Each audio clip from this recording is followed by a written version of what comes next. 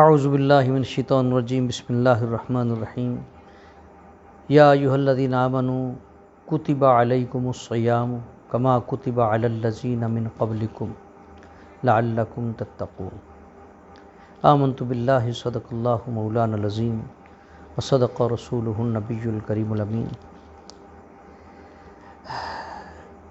اہتمام رمضان میں کچھ گزارشات جو کرنا مقصود ہیں۔ ماہ مبارک اپنی مکمل وقار کے ساتھ جاری و ساری ہے۔ پہلا روزہ اختتام پذیر ہوا، اس کے بعد ابھی دوسرے روزے کی تیاری ہوگی۔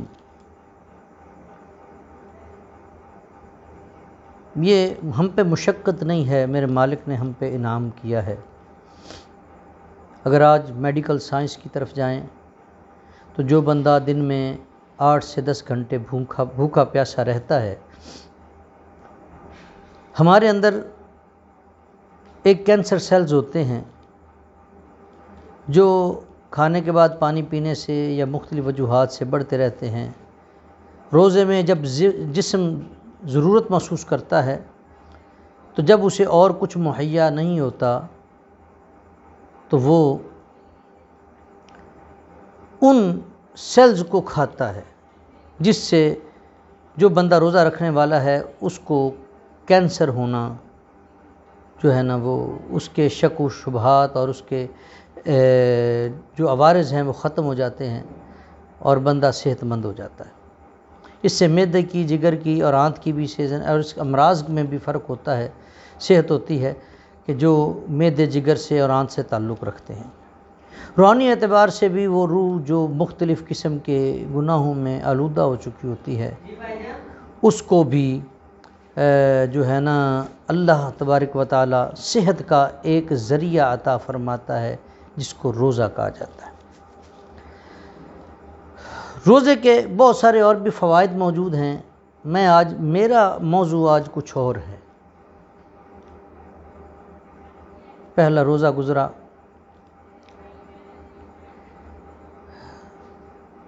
اس وقت دکھ ہوتا ہے جب ہمیں خبر ہو کہ میرا پڑوسی، میرا محلے دار، میرا جاننے والا، میرا عزیز رشتہ دار، خاص طور پہ بہن بھائی، آج اس کے ہاں راشن نہ تھا، آج اس کے ہاں راشن نہ تھا۔ ہم کیسے مسلمان ہیں؟ ہمیں اس بات کا ذرا بھی نہیں۔ ہم نے پرچیاں بنائیں، ہم نے بانٹیں، ہم اپنی دکانوں پہ، اپنے دفاتر میں، اپنے گھروں کے باہر ایک میلہ لگاتے ہیں، لوگ لائن میں کھڑے ہوتے ہیں، یہاں سے رمضان شریف میں راشن ملے گا۔ یار حضور کی امت کی اتنی تذلیل! مانا تم نے زکوٰۃ دینی ہے، کیا زکوٰۃ دیتے ہوئے کبھی تو نے پوچھا ہے کہ اس میں کوئی سید زادہ تو نہیں آج مجبور ہو کے لینے کے لیے آ گیا؟ آپ نے جو سارا سال کمایا، آپ نے سادات کے لیے کیا حصہ رکھا؟ سادات وہ خاندان ہے جس کے اسلام پر بڑے احسانات ہیں، اور یہ حضور کی آل جس نے اپنی جانوں کے نذرانے دے کر اپنے خاندان ذبح کروا کے اس دین کے پودے کی آبیاری کی، ہم نے اس کے لیے کیا رکھا؟ وہ لوگ جو دینی مدارس میں اپنے بچوں کو بھیجتے ہیں کہ گھر میں کھانے کو کچھ نہیں، چلو وہاں پہ پل بھی جائیں گے، پڑھ بھی جائیں گے، ہم نے دینی مدارس کے لیے کیا رکھا؟ ہمیں تو گھر کے باہر لائن چاہیے۔ میرا بھائی بھوکا سو گیا پر مجھے گھر کے باہر لائن چاہیے۔ میرے پڑوسی کے ہاں سحر و افطار کے لیے اہتمام نہیں، پر مجھے گھر کے باہر لائن چاہیے، مجھے آئی ڈی کارڈ کی کاپی چاہیے، مجھے سیلفی چاہیے جب میں وہ خیرات کا پیکٹ جو ہے تقسیم کر رہا ہوں، دے بھی زکوٰۃ رہا ہوں۔ یار بہت افسوس کی بات ہے، خدا کے لیے یہ تھوڑا تھوڑا کر کے امت مسلمہ کو ذلیل کرنے سے بہتر اگر عبادت کرنی چاہتے ہو تو بھائی اس سال کچھ پیمنٹ اکٹھی کرو اور کسی ایک بہن بھائی کو کاروبار کرواؤ، اور اگلے سال آپ کے دروازے پر وہ یہ کہتا ہوا آئے کہ جی میرے پاس بھی کچھ موجود ہے، آپ نے میرے ساتھ بھلا کیا تھا، آج میرے پاس بھی پوزیشن ہے، ہم مل کے کسی اور کا بھلا کریں۔ اسلام نے یہ نظام اپنے مسلمان بہن بھائیوں کے لیے تعاون کے لیے اور ان کو سٹینڈ کرنے کے لیے یہ نظام دیا، نہ کہ اب دیکھیں نا، میں نے 1 لاکھ روپے اگر تقسیم کرنا ہے، میں 2,000 روپیہ کر کے 50 لوگوں کو بلا رہا ہوں، اور یار میں 10 لوگوں کو یا 5 لوگوں کو میں 10,000 یا 20,000 روپیہ دے کر میں پھل کی ریڑھی کیوں نہیں لگوا دیتا؟ اگر میں پھل کی ریڑھی لگاتا ہوں، لگوا دی، اب وہ بندہ رات کو اچھی روٹی کما کے گھر لائے گا، اور جب تک اس کے بچے روٹی کھاتے رہیں گے تمہارے لیے صدقہ جاریہ ہے، تو نے ایسا پودا لگا دیا۔ میرا احباب کو مشورہ ہے، رمضان کا استقبال اس انداز میں کریں، اہتمام اس انداز میں کریں کہ جب رمضان مبارک جائے تو آپ کے دامن میں برکات و خیرات و عنایات کا ایک ذخیرہ موجود ہو۔ یار اللہ کے بندوں سے پیار کرو، پھر دیکھو رب تم سے پیار کیسے کرتا ہے، پھر دیکھو۔ میں برج معلم پتوں کی چک 35 میں خطیب تھا، تو وہاں پر کچھ 17-18 خاندان تھے عیسائی فیملی کے۔ میں نے ایک دن کیا دیکھا کہ وہ واش روموں میں سے پانی بھر کے جگ میں لے جا رہا ہے، اور برتن میں لے جاتا تھا، میں نے خیال نہیں ہوا، لیکن میں جب اس جگ میں بھرتے دیکھا تو میں نے پوچھا بچے یہ کس لیے لے کے جا رہا ہے؟ مجھے کہتا ہے جی کہ پینے کے لیے، وہاں کا پانی ویسے بھی نمکین ہے۔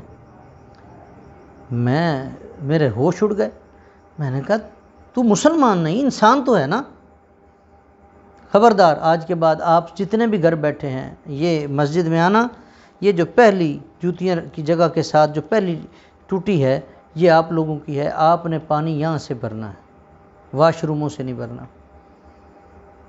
یہ پہلا کام کیا۔ میں اہتمام حجت کے لیے بات کر رہا ہوں کہ شاید اس بات سے ہمیں سب کو درس ملے۔ اس کا مقصد یہ نہیں ہے کہ میں بڑا نیکوکار ہوں۔ دعا کریں کہ اللہ جو بھی تھوڑے بہت اگر کوئی اعمال ہو گئے تو رب انہیں شرف قبولیت عطا فرمائے۔ میں تو آپ کی دعاؤں کا محتاج ہوں، اس کی نظر کرم کا۔ اعمال میرے پیش کیے جانے کے قابل نہیں ہیں، لیکن صرف بات ایک کر رہا ہوں، اس گاؤں کے لوگ اس بات کے شاہد ہیں۔ اس کے بعد وہاں پہ بانس کی فصل تھی، ہم روز ادھر جاتے تھے، اس کی کٹائی شروع ہوئی تو میں جو گاؤں کا نمبردار تھا، چھوٹا بڑا نمبر تھا، ملک صدیق صاحب، چودھری صدیق صاحب تھے ساتھ، اور بھی وہ ہم کٹھے جاتے تھے فجر کی نماز پڑھ کے سیر پہ۔ انہوں نے کہا ادھر جو بانس کی فصل ہے، بانس کی، اس کی کٹائی چھنگائی شروع ہو گئی ہے، تو سانپ بچھو وغیرہ چیزیں نکلتی ہیں، تو ادھر نہیں، آج ہم رستہ بدل لیتے ہیں، جب یہ مکمل ہو جائے گی پھر ادھر سے جانے لگ جائیں گے۔ میں کہا ٹھیک ہے۔ ہم اس رستے سے گزرے جدھر وہ عیسائی فیملی کے گھر تھے، وہاں سے جیسے گزرے نا تو ایک دن بھی، دوسرا بھی، تیسرا بھی، ایک گھر میں ایک بابا بڑا شدت سے کھانستا تھا، سن کے گزرتے ہوئے تکلیف ہوتی تھی۔ تو میں نے تیسرے دن میں نے کہا کہ نمبردار صاحب میں کام کرنے لگا ہوں، اگر محسوس نہ کرو تو، میں نے کہا کوئی دوسرا ایشو نہ بنا لیں۔ تو انہوں نے کہا جی ٹھیک ہے کریں۔ میں نے دروازہ کھٹکھٹا دیا، انہوں نے پوچھا کون؟ میں نے کہا کہ میں گاؤں کا امام صاحب۔ انہوں نے بے اختیار کہہ دیا کہ اندر آ جائے۔ اب کہہ دیا، میں جب اندر گیا تو سارے ہکا بکا ہو گئے کہ یہ امام مسلمانوں کا مولوی ہمارے ادھر کیا لینے آیا، اور سارے ساتھ والے اس کے گھر اکٹھے ہو گئے۔ وہ بابا ان میں تقریباً سب میں بڑا تھا۔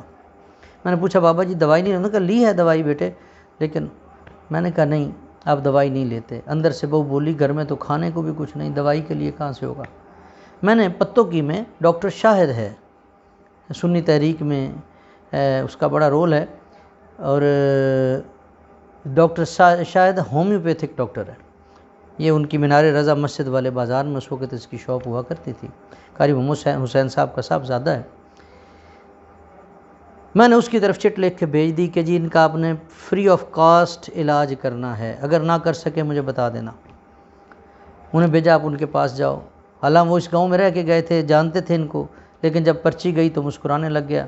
اس نے کہ پہلے انہیں گرمیوں کے دن تھے، اسے ملک شیک وغیرہ پلایا، اس کے بعد پھر انہوں نے کہا کہ جی آج دوائی دی، ان کا پیسے وغیرہ، انہوں نے کہا جی بات ساری ہو گئی ہے لیکن کیسے آپ کا تعارف؟ اس نے کہا جی پتہ نہیں آپ کے امام صاحب گزرے تھے، تو انہوں نے یہ دوسرا موقع، اور نمبردار کو کہا کہ اس کے گھر میں آٹا بھیجو، دوسرے کو کہا کہ یار اس کے گھر میں سبزی بھیجو۔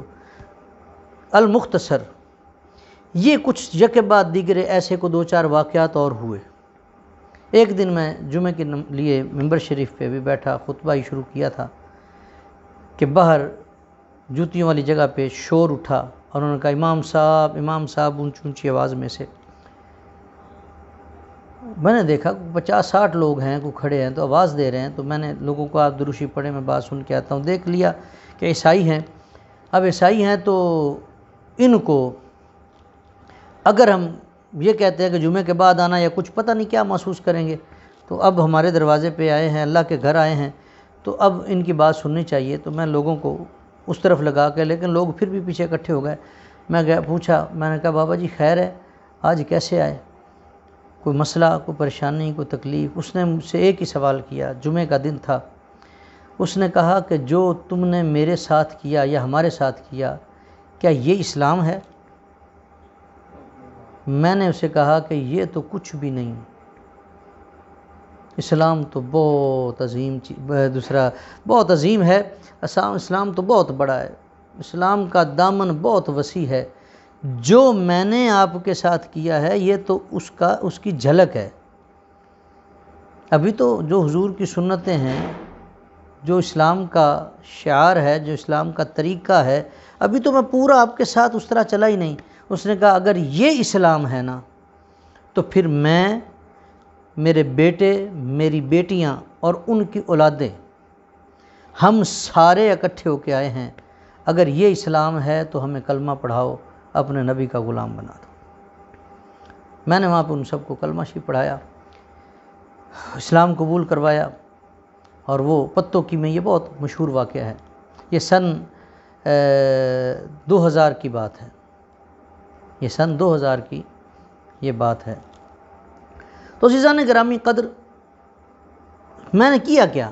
میں نے تو تھوڑا سا حسن سلوک کیا ہے، تھوڑا سا حسن سلوک کیا ہے، میں نے کوئی لمبا چوڑا کوئی معاملہ کچھ اور ایسا کچھ بھی نہیں کیا۔ تو اگر ہم اپنے بھائیوں کے ساتھ کھڑے ہو جائیں کہ آج یار یہ غریب ہے تو میں نے زکوٰۃ کسی کو تو دینی ہے، یار اس کو کام کیوں نہ کرواؤں؟ مجھے بتائیں کیا بھائی بھائی میں جھگڑا رہے گا؟ بھائی بہن آپس میں دشمن ہوں گے؟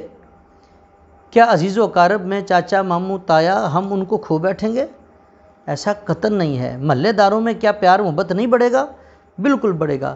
اسلام کی میرا بھائی مجھے بھی اور آپ کو بھی روح کو سمجھنا چاہیے کہ اسلام کی اصل روح کیا ہے۔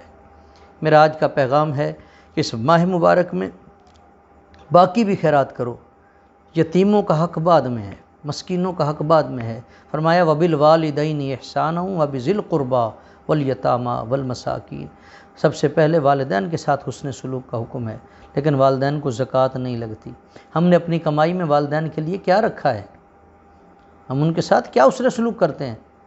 ہم اپنے سارے لچھن پورے کر رہے ہیں، رنگا رنگ کے موبائل ہیں، اچھے اچھے کپڑے ہیں، کیا کبھی والدین کو بھی پوچھا ہے؟ جب وہ آپ کو لے کر جایا کرتے تھے کہ چلو ہم آپ کو اچھی جوتی لے کے دیں، اچھے کپڑے لے کے دیں، کیا جب اب وہ بوڑھے ہو گئے کبھی آپ نے کہا کہ نہیں بابا آئے آپ کے اوپر کپڑے رکھ کے دیکھیں گے، جو پسند آئے گا، جو اچھا لگے گا وہ آپ کو کپڑا پہنانا ہے، اچھے سے اچھی جوتی لے کر دینی ہے، آپ کا بیڈ اچھا ہونا چاہیے، آپ کے کمرے کی صفائی اور اس کی آرائش اچھی ہونی چاہیے، کبھی کہا؟ نہیں۔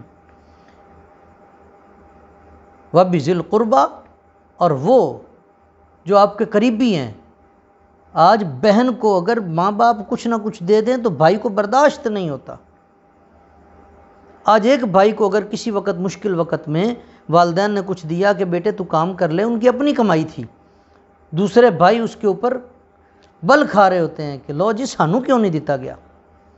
یہ نہیں دیکھتے کہ ہمارے وہ بھائی جو بھوک پیاس میں وقت گزار رہا تھا، وہ بھائی آج اس کے گھر میں روٹی پکنے لگ گئی، آج وہ کسی کے ہاتھ کو نہیں دیکھتا، آج وہ اپنا پکا رہا ہے، اپنا کھا رہا ہے۔ اس کے بعد یتیموں اور مسکینوں کی بات ہے بھائی۔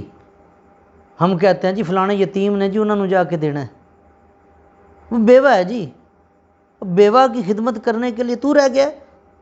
سیدھی سی بات ہے، بیوہ کی خدمت کرنی ہوتی تو اپنی بیوی کو کہتا کہ جا اس کا پتہ کر، اس کے معاملات کو تو ہینڈل کر۔ یہ جو تو چوری چھپے جا رہا ہے وہاں پہ، تو جا کے ان کو چوری چھپے پیسے دیتا ہے، ان کی تنہائی میں بیٹھتا ہے، اس کے اندر اخلاص نہیں ہے، کچھ اور ہے۔ میری بات کڑوی ہے لیکن سمجھو، پہلے جو آپ کے قریبی ہیں ان کا حق ہے، دین کے معاملات ہیں، سعادات موجود ہیں۔ اللہ تبارک و تعالیٰ کے حضور دعا ہے ہمیں اسلام کی اور ماہ رمضان کی روح کو سمجھنے کی توفیق عطا فرمائے۔ وآخر دعوانا الحمدللہ۔